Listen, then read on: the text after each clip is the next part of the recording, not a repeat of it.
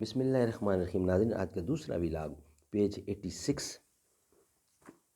اردو زبان میں سرور عالم صلی اللہ علیہ وسلم کی سیرت پر جامع ترین کتاب سیرت النبی صلی اللہ علیہ وآلہ وسلم۔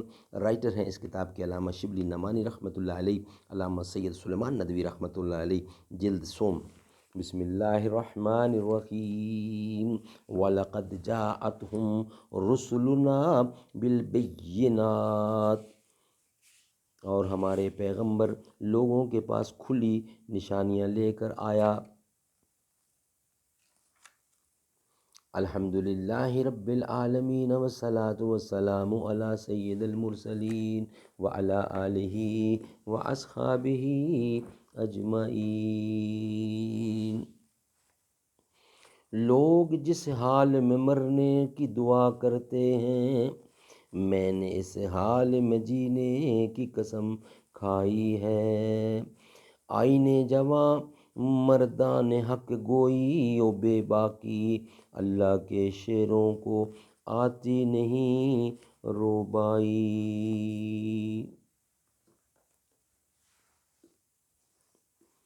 Vlog number 2۔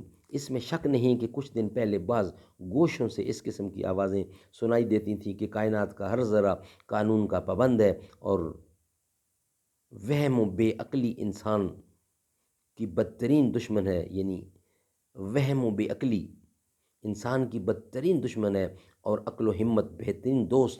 لہٰذا ہمارا فرض ہے کہ جہاں کہیں عقیدہ معجزات کا پتہ چلے اس پر حملہ کریں۔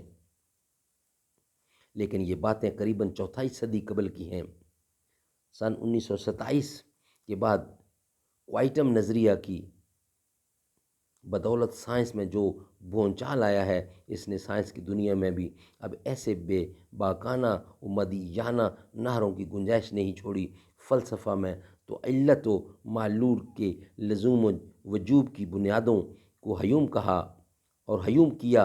ہیوم سے صدیوں پہلے امام ابو الحسن اشعری ہی نے کھوکھلا کر دیا تھا۔ البتہ سائنس کی بنیاد ہی فطرت کی یکسانی یا علت کے اٹل قانون پر رکھی اور سمجھی جاتی تھی۔ اس ستم ظریفی کو کیا کہیے کہ خود سائنسی تجربات اور اخبارات ہی کی راہ سے یہ اٹل قانون نہ صرف مجروح اور متزلزل ہو گیا، بلکہ سر آرتھر ایڈنگٹن جیسے اکابر سائنس کے نزدیک اس کو ہمیشہ کے لیے خیر باد کہہ دینا پڑا ہے۔ چند سال قبل دنیا کے سائنس کے تازہ ترین معلومات و خیالات پر ماڈرن بلیف کے نام سے رسائل کا ایک سلسلہ شروع ہوا تھا۔ اس کے جستہ جستہ یہ اقتباسات پڑھو۔ ناظرین، انشاءاللہ اس کو ہم ویلاگ نمبر 3 میں پیش کریں گے۔ ویلاگ نمبر 2 ہمارا کمپلیٹ ہوا۔